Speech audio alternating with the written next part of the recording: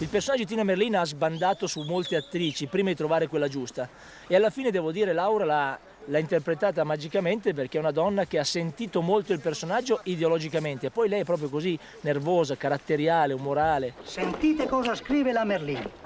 Un'enorme massa di 50 milioni di metri cubi di materiale sul versante sinistro del lago artificiale sta franando. È un personaggio che io non conoscevo affatto prima che Renzo mi proponesse il film. Per poterlo preparare ho letto una sua autobiografia e poi il libro che lei ha scritto sulla tragedia del Vajont. E poco a poco mi sono appassionata al personaggio di Tina Merlin. Trovo una donna straordinaria, molto tenace, molto onesta, molto coraggiosa. La Corte ritiene che nell'articolo di cui al capo di imputazione non si riscontrino notizie né false, né esagerate, né tendenziose. Assolta, assolta, assolta, assolta, assolta.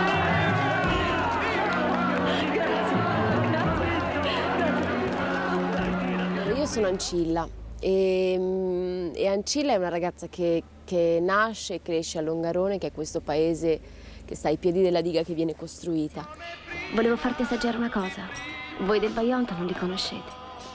Dei biscotti a quest'ora? Li chiamiamo sbrighe. E se uno li mangia quando è triste, la tristezza gli passa in un momento.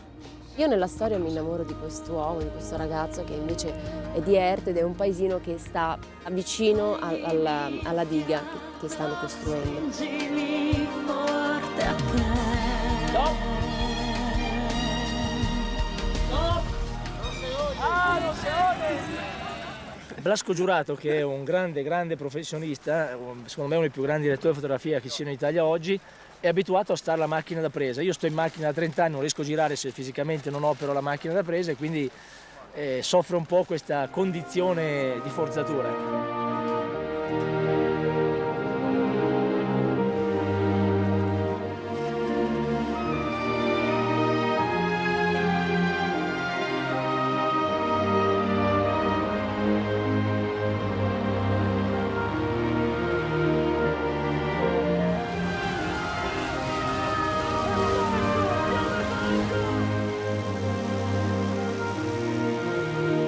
Io sono entrato in questo progetto con grande entusiasmo, stiamo facendo di tutto per realizzare un grandissimo film, una grandissima esperienza perché per la prima volta nella storia del cinema italiano il digitale è al servizio della pellicola e questa è un'esperienza per un operatore unica.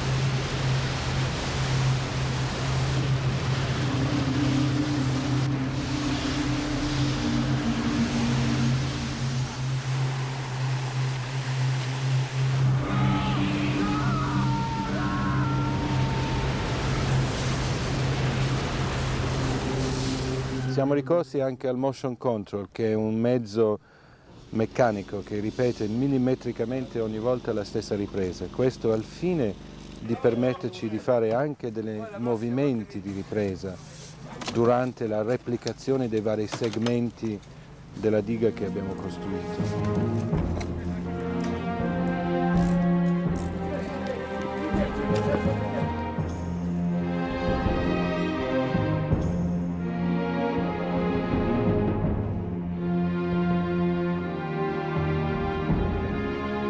La post-produzione verrà svolta tra Milano, Roma, Napoli e Berlino. ci sarà una squadra di 60-70 persone che lavoreranno a tempo pieno su tutte le inquadrature che hanno bisogno di molti interventi digitali in questo film. È uno dei progetti più ambiziosi mai tentati in Italia e soprattutto anche in Europa.